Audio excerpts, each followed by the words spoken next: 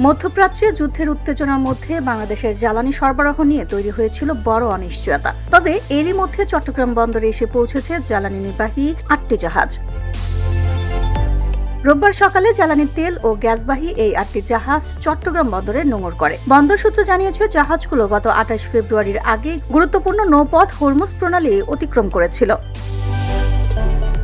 বন্দর সচিব সৈয়দ রেফায়েত হামিম জানান, যুদ্ধের কারণে পরবর্তীতে ওই নৌপথ দিয়ে জাহাজ চলাচল বন্ধ হয়ে গেলেও আগেই রওনা দেওয়া জাহাজগুলো নিরাপদেই দেশে পৌঁছেছে।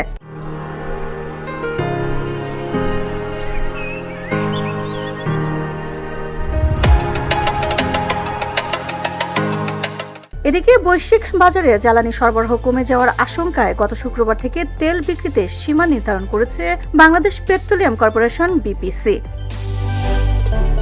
গত ২৮ ফেব্রুয়ারি শুরু হওয়া যুদ্ধের পর থেকে বিশ্বের অন্যতম গুরুত্বপূর্ণ জ্বালানি রুট হরমুজ প্রণালী দিয়ে জাহাজ চলাচল কার্যত বন্ধ। ফলে সৌদি আরব, কাতার ও দুবাইয়ের বিভিন্ন বন্দরে আটকা পড়েছে আরও অনেক তেলবাহী জাহাজ। বিশেষজ্ঞরা বলছেন, পরিস্থিতি দীর্ঘ হলে জ্বালানি সরবরাহে নতুন সংকট তৈরি হতে পারে। তবে আপাতত চট্টগ্রাম বন্দরে পৌঁছানো এই ৮টি জাহাজ দেশের জ্বালানি সরবরাহে কিছুটা স্বস্তি এনে দিয়েছে।